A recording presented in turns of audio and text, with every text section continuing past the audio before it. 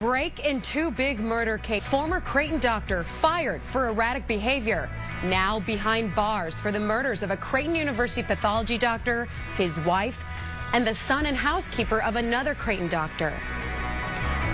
At this time, and every member of the task force feels this, but he does fit the elements of a serial killer, yes. Good evening. I'm Melissa Fryan for Brandy Peterson. I'm Rob McCartney. We brought you the breaking news at 5. That man, Anthony Garcia, a doctor. A special task force has been monitoring the 40-year-old. Police arrested him in Illinois today after he was pulled over. Yeah, police say he's responsible for killing Dr. Roger and Mary Brumback in May, and 11-year-old Thomas Hunter and the family's housekeeper, Shirley Sherman, in 2008. KTV News Watch 7's Jeremy Maskell was there for the police chief's announcement. Melissa, most importantly, the chief told us today he did not think that suspect, Dr. Anthony Garcia, would have stopped unless he was arrested by police. Now, today, the chief said that task force served search warrants at several locations, but Omaha police would not comment on exactly where. The chief tells us Illinois investigators found a .45 caliber handgun with Garcia when they arrested him today. Now, as for Omaha, Chief Schmatter says Garcia's been a suspect since the Brumback's death in May, but he couldn't share that, knowing the suspect was somewhere paying attention. He was a resident. He's a doctor. He was doing his residency in the Creighton Pathology Department for that 11-month stint, basically. He was terminated by Dr. Hunter and Dr. Brumback, and he has not lived in Omaha for 12 years since then that we are aware of.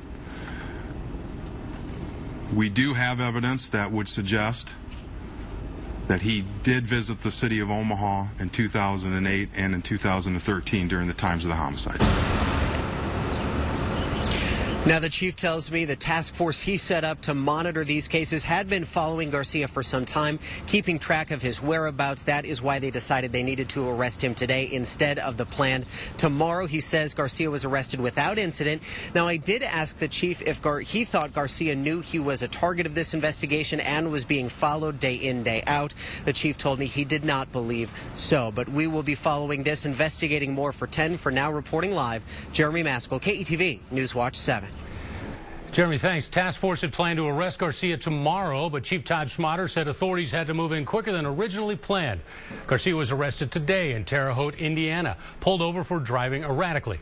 The chief said a task force had planned to serve a search warrant and arrest Garcia tomorrow. Now, some recap, some new information here. Anthony Garcia is 40 years old. As we've heard, he's now under arrest on 4 counts of first-degree murder. He's a former pathology resident at the Creighton University Medical Center. Now, that's the same department where doctors William Hunter and Roger Brumback worked. Garcia was fired in 2001 from Creighton for what Police Chief Schmatter calls erratic behavior. Garcia has apparently not lived in Omaha since 2001, but Police Chief Schmatter says Garcia apparently visited here in 2008 and again this year. Of course, Dr. Hunter's son, Thomas, and the family's housekeeper, Shirley Sherman, were killed in 2008. Roger and Mary Brumback were murdered this past May. Police believe at this point Garcia acted alone, but more search warrants are still being served. Now, it has been a long 5 years of waiting for the Hunter and the Sherman families. Yeah, 11-year-old Thomas Hunter and the family's housekeeper, 57-year-old Shirley Sherman, were found stabbed to death. It was the evening of March 13th, 2008. Dr. William Hunter comes home from his job at Creighton University and finds the bodies. Monday's arrest gives them the news they've been waiting for. Chief Schmatter says credit goes to the task force. At my original press conference, when I announced the formation of a task force, I made the statement that I would not want this task force coming after me. Today, I am able to provide a sense of closure to the victims' families, Creighton University, and the Omaha community.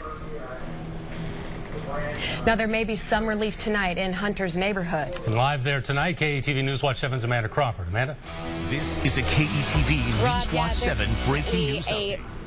sense of relief here in this neighborhood. That's what neighbors have been telling me. They're happy to hear that there's an arrest. I'm going to step to the side right now. Just behind me is the intersection of 54th and Davenport. That's where the Hunter family lives.